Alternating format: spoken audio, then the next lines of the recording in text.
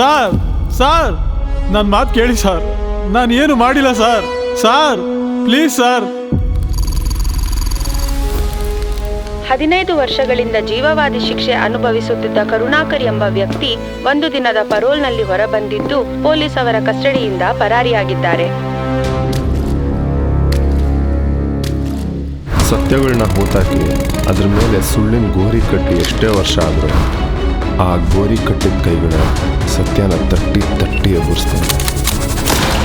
ಆದರೆ 1981ರಲ್ಲಿ ಬಳೆಪೇಟೆ ಮೋಹನ್ ಮಗ ಮಿಥುನ್ ಎಲೆಕ್ಷನ್ ಅಲ್ಲಿ ನಿಂತ್ಕೋಬೇಕು ಅಂದಾಗ ನನ್ನ ಹತ್ರ ಬಂದು ಆ 81ರಲ್ಲಿ ಆಗಿದ್ದ ತಾತ ಮೊದಲನೇ ತಾರೀಕು ಇವತ್ತು ಕಾಸು ಬೇಡ, ನಿನ್ನ ಹತ್ರ ಒಂದು 5,000 ಇದ್ರೆ ಕೊಡು ಕರ್ಣ. ಈಗ ಒಳಗಡೆ ಹೋಗಿ ಅವ್ರು ಕೇಳಿದಕ್ಕೆಲ್ಲ ಉತ್ತರ ಕೊಡು ತಾತ.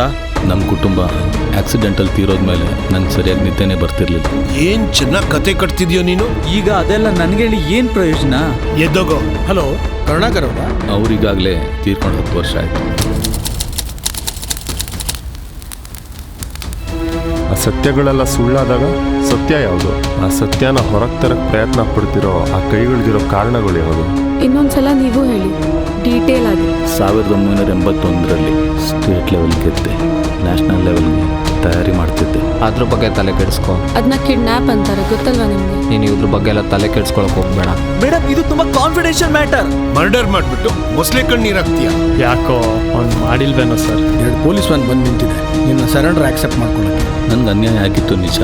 ನೀನು ಅರೆಸ್ಟ್ ಆಗೋದೇ ಇದಕ್ಕೆ ಸೊಲ್ಯೂಷನ್. ನ್ಯಾಷನಲ್ ಪ್ರೊಬೇಬಲ್ಸಿಂದ ನನ್ನ ಐಡೆಂಟಿಟಿನೇ ಕಿತ್ಕೊಂಡು ಜೀವಮಾನ ಎಲ್ಲ ಅವಮಾನದಲ್ಲೇ ಇರೋ ಥರ ಮಾಡಿಬಿಟ್ರು. ನಿಮ್ಮ ಮೇಲೆ ಪೊಲೀಸ್ ಕಂಡು ಬೀಳೋ ಹಾಗೆ ಹೇಗೆ ಮಾಡಿದ್ರು? ನಾಳೆಯಿಂದ ನಿನ್ನ ಲೈಫ್ ಚೇಂಜ್. ಏಯ್ ಸರ್ ಬಾರೋ. ಯಾಕೆ ಸರ್? ಏಯ್ ಬಾರೋ ಸುಮ್ಮನೆ. ಸರ್ ನಾನೇನು ಮಾಡಿಲ್ಲ. ಬಾರೋ ಸುಮ್ಮನೆ. ಸರ್ ಯಾಕೆ ಸರ್? ಸರ್ ನಾನೇನು ಮಾಡಿಲ್ಲ ಸರ್. ಅವ್ರು ಪೂರ್ತಿ ಜೀವನನ ಬದುಕೋದಕ್ಕೆ ಅವಕಾಶ ಮಾಡಿಕೊಡಿ ಸರ್. ಇವ್ರು ನನ್ನ ಕಾಪಾಡ್ತಾರ? ಈಗ ಮೊದಲಿಂದ ಎಲ್ಲ ನಿಜ ಹೇಳಿ.